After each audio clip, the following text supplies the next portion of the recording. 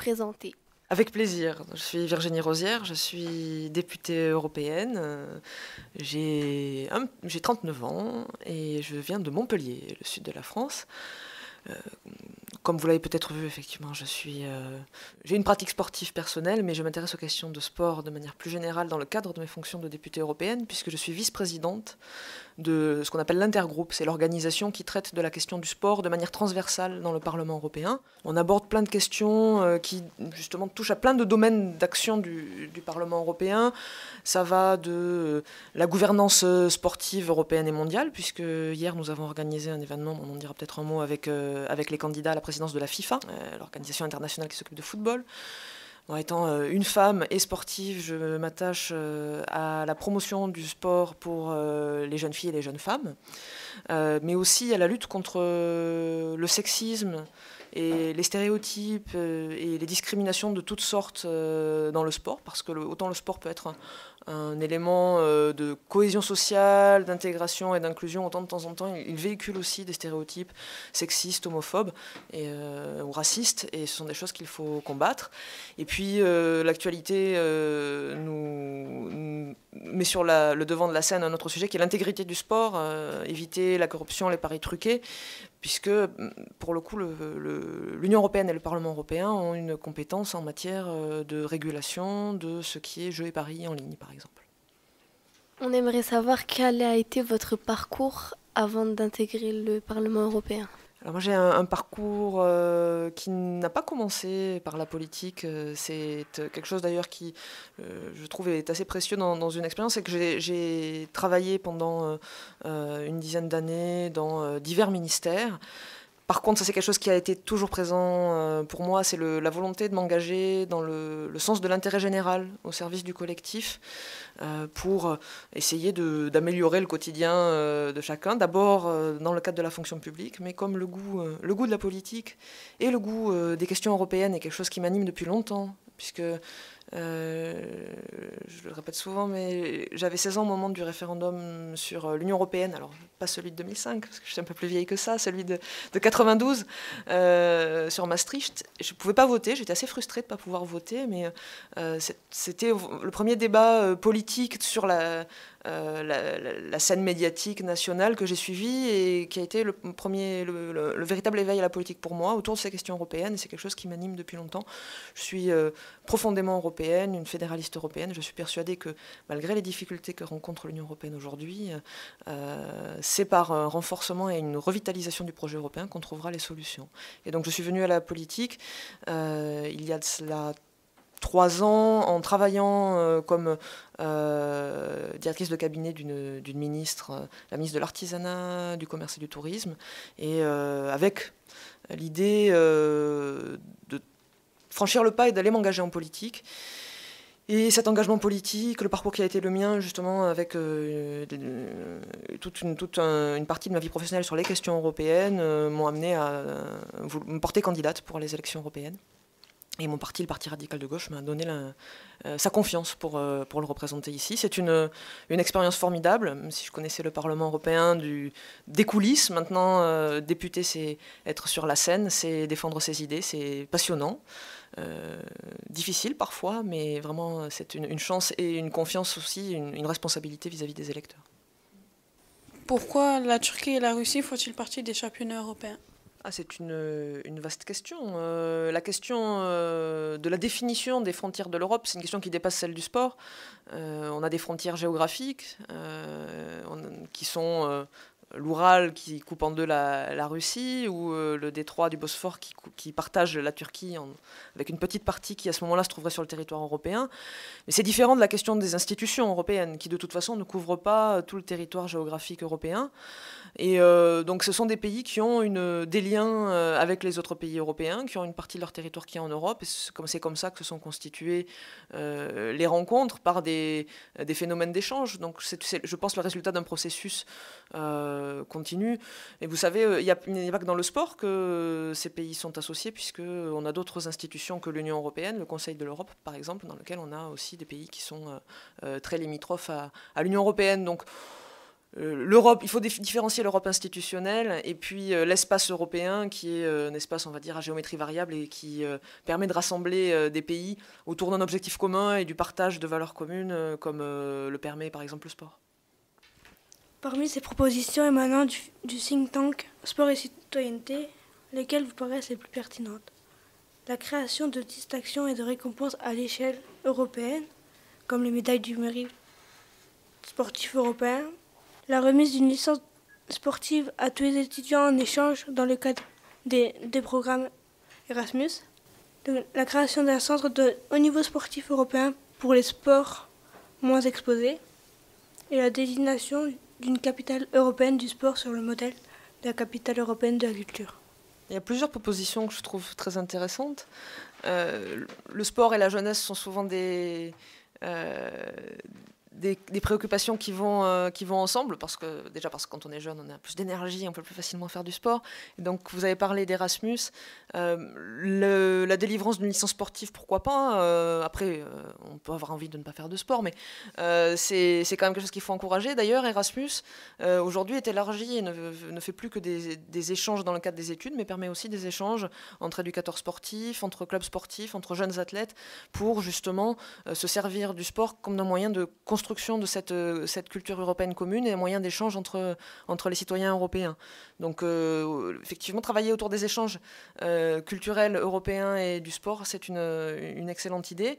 La capitale européenne du sport, comme la capitale européenne de la culture, pourquoi pas? C'est à la fois un moyen de mettre en avant une identité commune européenne et puis la question sportive. Donc oui, pourquoi pas? Je pense que ce serait une très bonne chose. Je sais pas si, enfin, on était tombé sur ce think tank Sport et Citoyenneté, c'était assez, oui, c'est bien ce qu'ils font, et je sais pas si c'était bien, et en même temps, parmi les propositions, là, Florence en a lu quelques-unes, il y en a d'autres où on s'était dit, bon, voilà, est-ce que ça peut faire quelque chose ou pas? Nous, les enfants avaient beaucoup pensé à des équipes européennes, en fait. Pourquoi il n'y avait pas une équipe de l'Union européenne, par exemple? Est-ce que ça, c'est des choses c'est de l'utopie ou... La question d'une équipe européenne, ça rejoint un peu la proposition d'un centre de formation européen. Je serais plus encline à penser que ça, c'est plus réaliste. Des équipes européennes, aujourd'hui, quand on voit que même un pays comme, par exemple, le Royaume-Uni, Grande-Bretagne, en matière de rugby ou même de foot, a des équipes qui correspondent à ces nations et n'a même pas d'équipe nationale. Donc on peut se dire que pour ce qui est de l'Union européenne, on en est encore un peu loin. Ça fait aussi partie du petit côté chauvin du sport qui existe. Quand il reste bon enfant et que c'est dans un esprit on va dire de camaraderie et de compétition à la fois, c'est pas un problème. Et je pense qu'on est encore un petit peu loin il reste encore à faire pour construire une culture commune et une identité commune européenne avant d'avoir une équipe nationale, une équipe européenne au lieu des équipes nationales.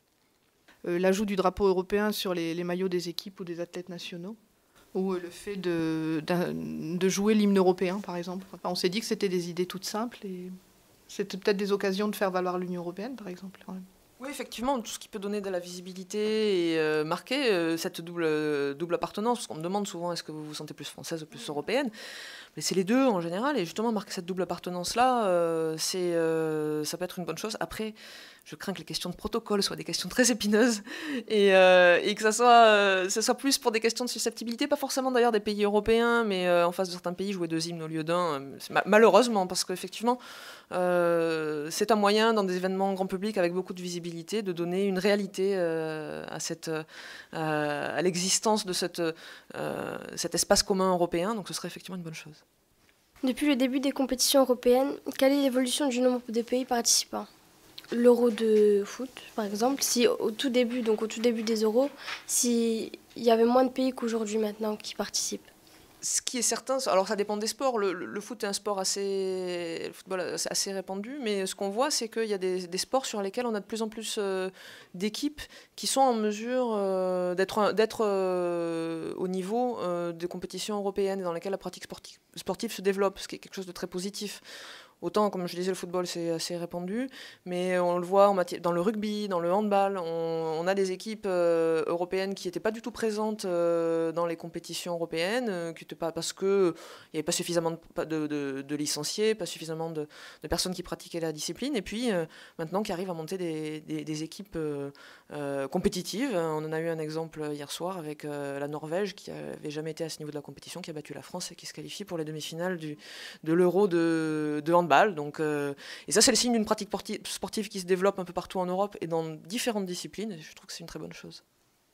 J'aurais une question. Parce que vous parliez de football, il y a une actualité brûlante autour de la FIFA, justement, et vous disiez tout à l'heure que vous aviez reçu les candidats de la FIFA. Alors, est-ce que vous pourriez donner justement un exemple de l'action politique de l'Union européenne avec les instances du football international? Qu'est-ce qui s'est passé au cours de ces entrevues? Qu'est-ce qui s'est dit?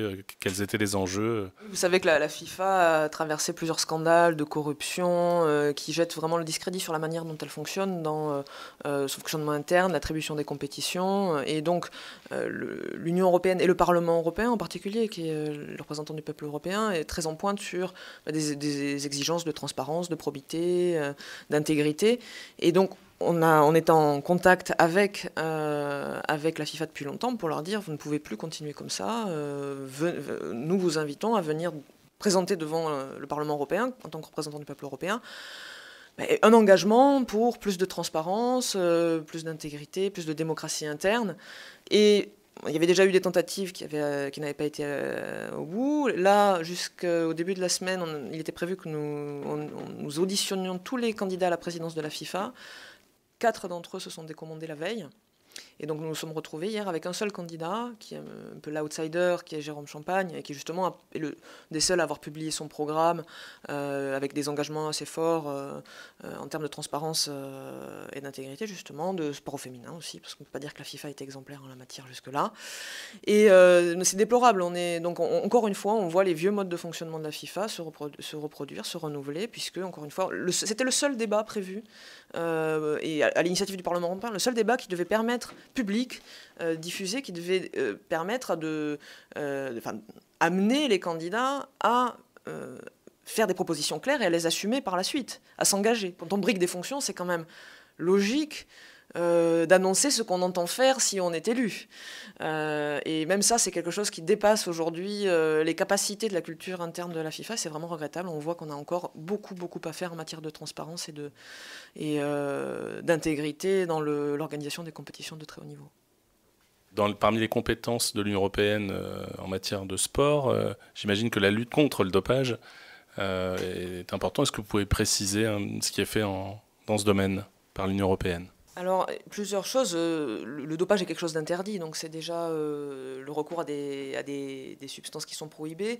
Pour ce qui est de l'intervention dans le champ sportif, à proprement parler, on n'est pas dans les compétences de l'Union européenne, ce sont des compétences à la fois des États et des grandes fédérations sur les questions de santé publique, en fait. Les États ont gardé beaucoup de compétences, mais c'est quelque chose sur lequel nous avons une action politique, de sensibilisation, de manière générale d'ailleurs sur l'intégrité dans le sport. Et plus spécifiquement, là où l'Union européenne intervient, c'est au travers d'Erasmus+, je le disais, qui promeut des échanges, mais qui promeut aussi des actions de sensibilisation dans le domaine du sport, en particulier sur la santé des jeunes athlètes. Parce que pour lutter contre le dopage, il y a bien sûr l'interdiction, la sanction, les contrôles pour détecter et punir les fraudes, mais il y a aussi une sensibilisation des éducateurs et des jeunes athlètes eux-mêmes pour qu'ils soient attentifs à leur intégrité, à leur santé, et pour leur donner les armes pour refuser d'entrer dans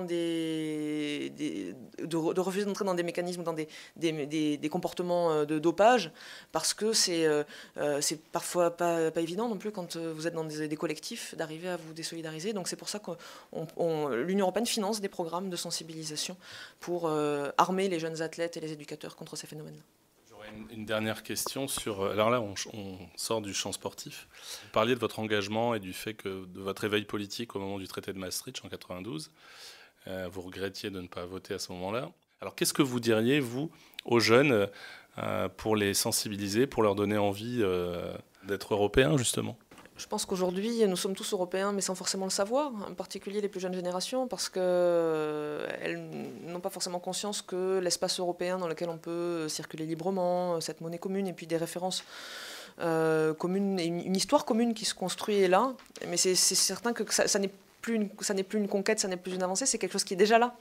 Et donc peut-être, ça c'est, je sais que vous devez le faire en tant que professeur, rappeler le temps long et la perspective qui se dessine.